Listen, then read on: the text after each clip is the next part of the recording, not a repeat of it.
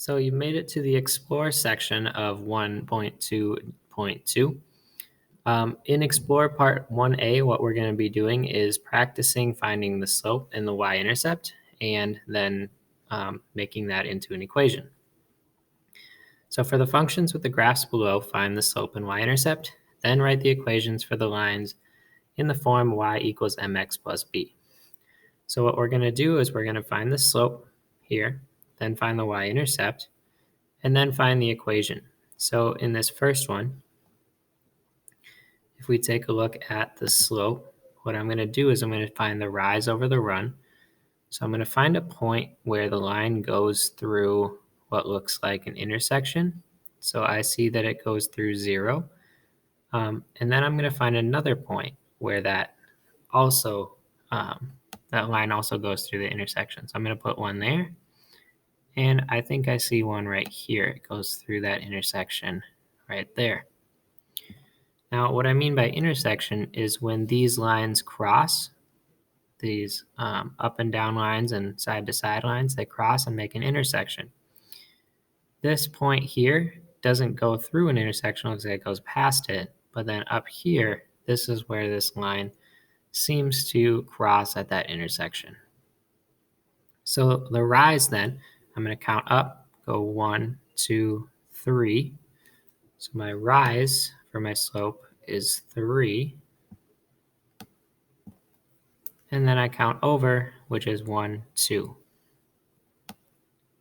So my rise is up and down.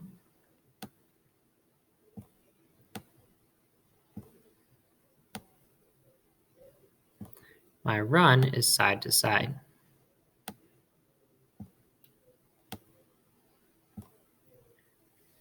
Now where the line crosses the y-axis, okay, so I got to look at this y-axis, and I see that it crosses right there at 0. So my y-intercept for this one would be 0. That's a bad 0, sorry. But anyways, if we were to write an equation, y equals mx plus b, our m is our slope, our b is our y-intercept. So then our equation would be y equals 3 over 2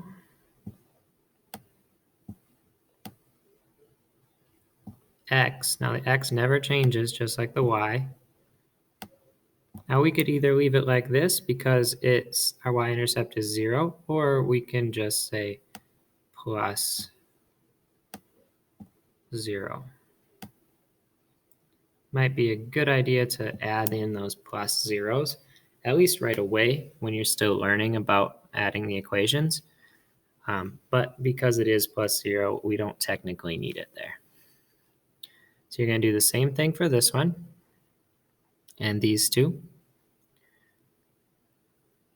Then in B, it says find equations for the linear functions that give these tables. Write them in the form y equals mx plus b. So instead of a graph now, we have to find our slope and our y-intercept from a table. So work on those. Number 3, does the line represented by this table have a slope that is greater or less than the equations you found in part 1 or part B, or part 1A and part 1B above? So first you find the slope, then you tell what the slope from 1A was. So from here, then the next question, the slope from 1B, and you put that there.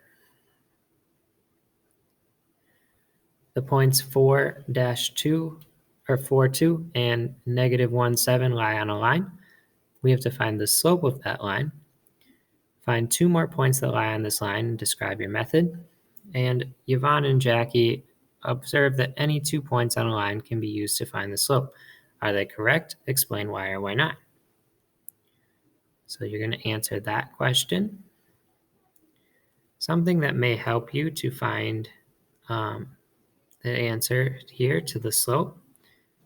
What we're going to look for is we're going to look at y. We're going to look at the difference between the y's and the difference between the x's.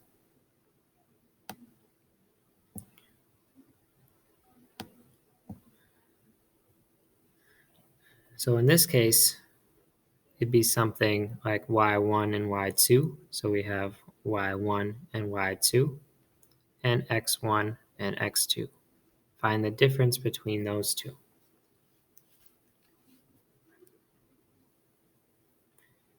And section E, now that you've been working with lines and equations, use your critical thinking skills to answer these two challenge questions. What is the slope of a horizontal line and of a vertical line? See what you guys can come up with for section E right there. When you're ready, you can go on to the independent practice.